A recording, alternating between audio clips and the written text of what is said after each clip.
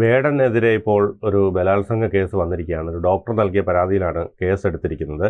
അപ്പോൾ ആസൂത്രിതമായ നീക്കമാണെന്ന് വേടൻ പറയുന്നു. അതുകൊണ്ട് തന്നെ വേടൻ ഹൈക്കോടതിയിൽ മുൻകൂർ ജാമ്യാപേക്ഷയും നൽകിയിട്ടുണ്ട്. വേടനെതിരെ തൃക്കാക്കര പോലീസാണ് കേസെടുത്തത്.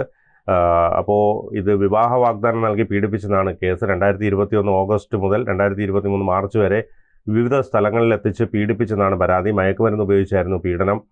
ഇന്നലെയാണ് യുവതിയുടെ പരാതി ലഭിച്ചതെന്നും കേസെടുത്ത് അന്വേഷണം ആരംഭിച്ചെന്നും തൃക്കാക്കര പോലീസ് പറഞ്ഞു. സാമൂഹ്യ മാധ്യമത്തിലൂടെയാണ് ഇരുവരും പരിചയപ്പെട്ടത്. ഡോക്ടറുടെ കോഴിക്കോട്ടെ ഫ്ളാറ്റിലെത്തി ആദ്യം പീഡിപ്പിച്ചതാണ് പരാതി. തുടർന്ന് വിവാഹ വാഗ്ദാനം നൽകി വിവിധ സ്ഥലങ്ങളിലെത്തിച്ച് പീഡിപ്പിച്ചു. ബന്ധത്തിൽ നിന്ന് അകന്നതോടെയാണ് യുവതി പരാതി നൽകിയത്. മൊഴി പരിശോധിക്കുകയാണെന്ന് പോലീസ് പറഞ്ഞു. അതിനുശേഷം നടപടി ഉണ്ടാകുമെന്നാണ് പറയുന്നത്.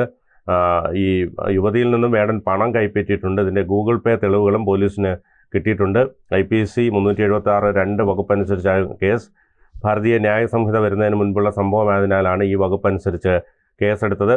കൂടുതൽ വാർത്തകളും വിശേഷങ്ങളും നിങ്ങളിലേക്ക് എത്താൻ ABC മലയാളം സബ്സ്ക്രൈബ് ചെയ്യുക, ബെൽ ബട്ടണും അമർത്തുക.